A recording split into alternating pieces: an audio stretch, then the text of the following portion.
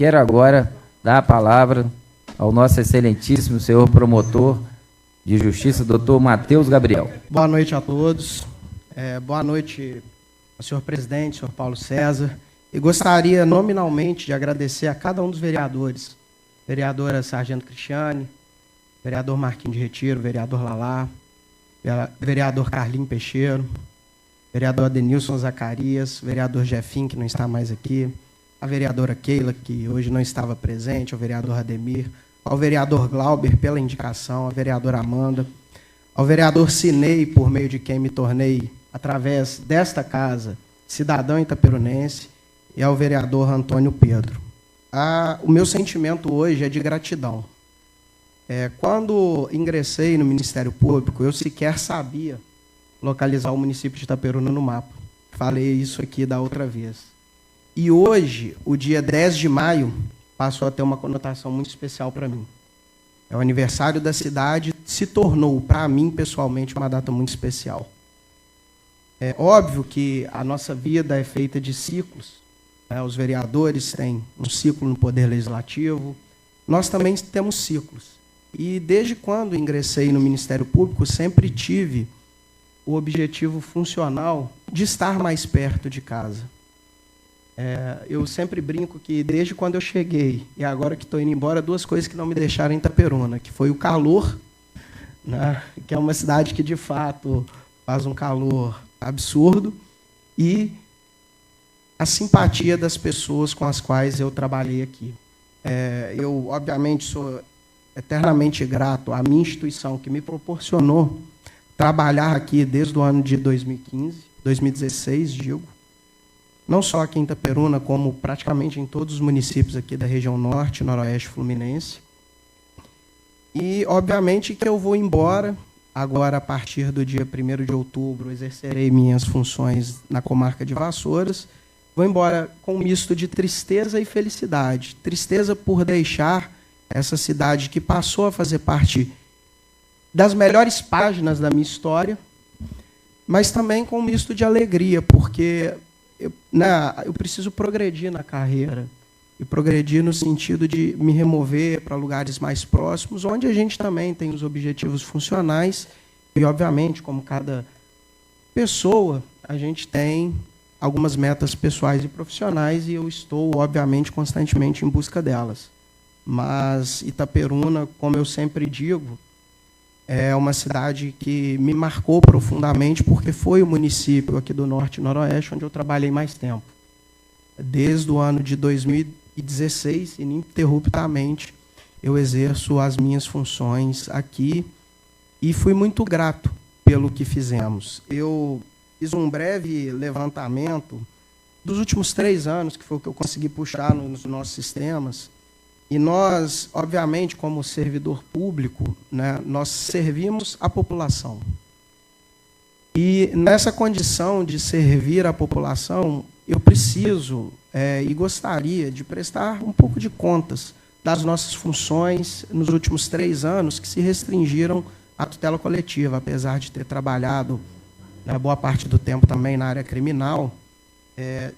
No ano de 2020, nós ajuizamos 25 ações, no ano de 2021, 35 ações, em 2022, 18 ações, e esse ano, até o dia 11 de setembro, na semana passada, nós entregamos à apreciação do Poder Judiciário 23 ações, dos mais diversos tipos, seja para implementação de políticas públicas, fora as inúmeras reuniões que realizei, não só com vereadores dessa casa, como representantes do Poder Executivo, ouvindo, seja como testemunhas, seja como agentes públicos que contribuem para implementar da melhor forma possível políticas públicas em favor da população.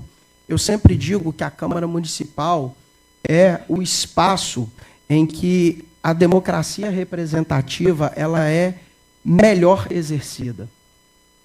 Não só pelo fato de cada vereador, a cada 4 anos, ter que buscar, junto ao seu eleitorado, um voto de aprovação, mas mais e principalmente por estar o vereador próximo da população. Cada eleitor das senhoras e dos senhores sabe aonde encontrá-los, sabe quais restaurantes os senhores frequentam, sabe onde os senhores moram. Então, isso torna o trabalho do vereador muito mais difícil do que de um deputado, de um senador, do que até mesmo de um presidente ou de um governador. Porque a cobrança ela é diária. E ser vereador é uma missão muito nobre, porque, além de servir, a cada 4 anos, o trabalho que os senhores prestam é colocado sob a aprovação do público, que é o destinatário do serviço público que eu presto e que os senhores também prestam. Então, para mim, é motivo de muita alegria e orgulho receber do Poder Legislativo de Itaperuna, não só no ano de 2021, o título de cidadão itaperunense, como agora também nessa breve despedida, essa moção de aplausos. É um reconhecimento não só ao meu trabalho especificamente, mas ao trabalho da minha equipe.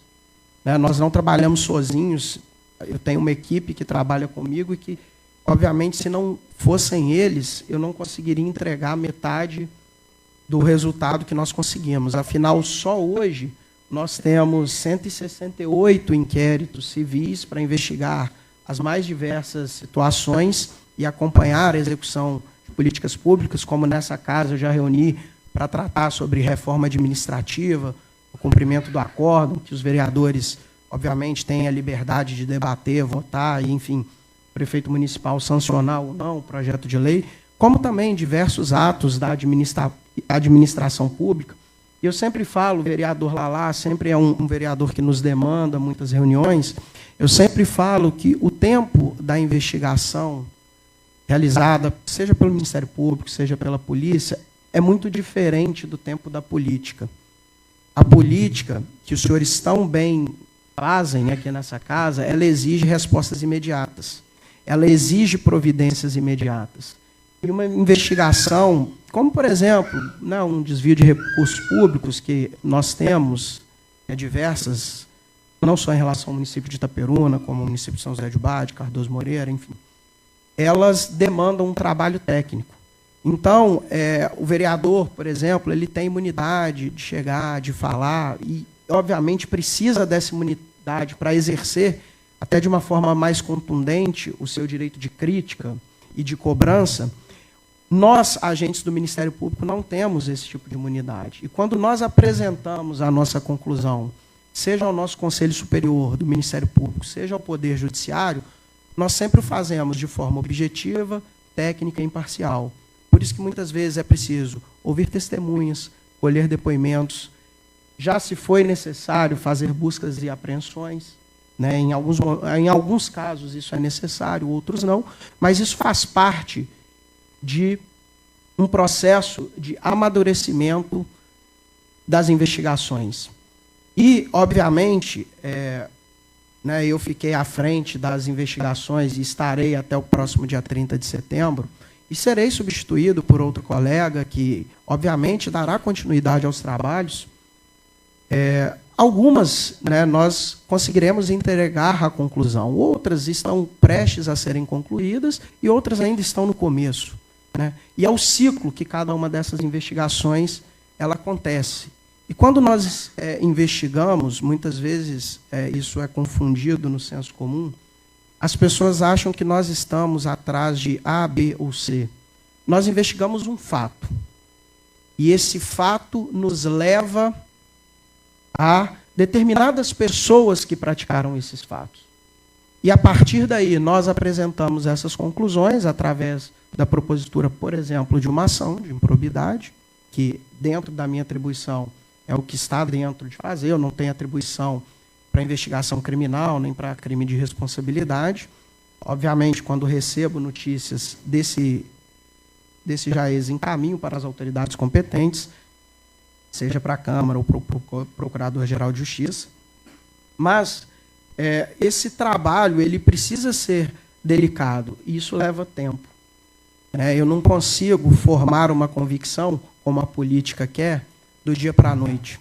Eu preciso de dados objetivos. E aí vou citar um exemplo que foi até mesmo abordado hoje, do tanto que as questões elas caminham do ponto de vista técnico, em relação a contrato que foi debatido hoje da tribuna, e aí eu vou me ater só a questões objetivas e que estão disponíveis no site da Transparência, nós recebemos uma representação no Ministério Público.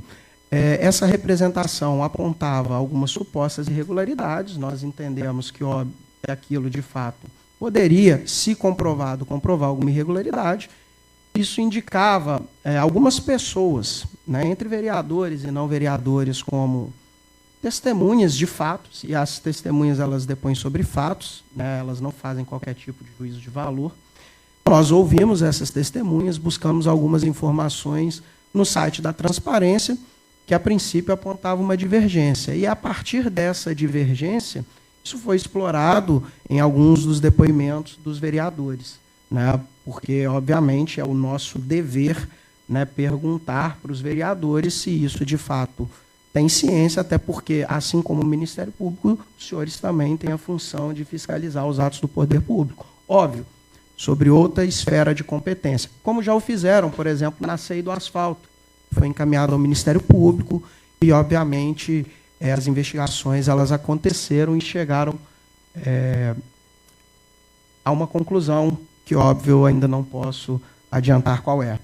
Mas, de qualquer forma, a nossa instituição, como qualquer instituição pública, ela está disposta a prestar quaisquer esclarecimentos, dentro daquilo, obviamente, que pudermos prestar e não atrapalhar as investigações, né? Essa questão que teve alguma divergência sobre, né, a informação ter sido repassada ou não, o que aconteceu de fato foi que nós tínhamos uma informação de um valor de contrato, eu não vou entrar em detalhes sobre quais valores eram, e que os empenhos, os pagamentos realizados constantes no portal da Transparência indicavam uma divergência para mais. E, em razão disso, isso foi os vereadores que prestaram depoimento no Ministério Público, isso foi pontuado para cada um dos vereadores se tinham conhecimento disso, né? Basicamente, foi isso que aconteceu. Os juízos de valor que cada um tem a respeito disso, né, os próprios vereadores e vereadoras dessa casa têm, obviamente, total liberdade de interpretar os fatos, né, como entenderem e da forma como entenderem, é legítimo e democrático. Né? E, obviamente, as investigações, se eventualmente até o final do mês eu não conseguir terminá-las, né, a colega que me substituirá em outubro será a doutora Raquel, que já atuou e já atua aqui na comarca há bastante tempo, e nos próximos meses deve ter um concurso de remoção, e, obviamente, isso vai ser oferecido para todos os promotores, e assim como eu me removi para Vassouras, o promotor mais antigo, a gente sempre trabalha numa escala de antiguidade, ele vai atuar aqui na comarca e espero que conduza, né, com a mesma seriedade, com a mesma serenidade e com a mesma tranquilidade que nós tentamos conduzir. Foi um momento muito difícil, porque, né, nós tivemos aquelas questões da pandemia, né, e foi um momento muito difícil do ponto de vista sanitário, social, econômico. E, assim, nós ainda estamos nos recuperando sobre todos esses aspectos dessa pandemia, mas eu desejo, assim, do fundo do meu coração, que essa população de Itaperuna, que obviamente tem os seus problemas, como toda cidade tem, ela possa a cada dia se fortalecer, a Câmara Municipal possa a cada dia amadurecer e fortalecer muito mais a democracia, porque imaginem só, se não fosse a democracia, ou se aquilo que aconteceu no 8 de janeiro desse ano tivesse se concretizado, ou a intenção daquelas pessoas tivessem se concretizado, muitas vezes eu não estaria aqui, e muito menos os senhores, talvez, teriam não só a oportunidade de servir o povo de Itaperuna, como também usar da palavra da tribuna para bem e fielmente defender as suas ideias, as suas propostas e livremente debatê-las aqui nessa Câmara Municipal.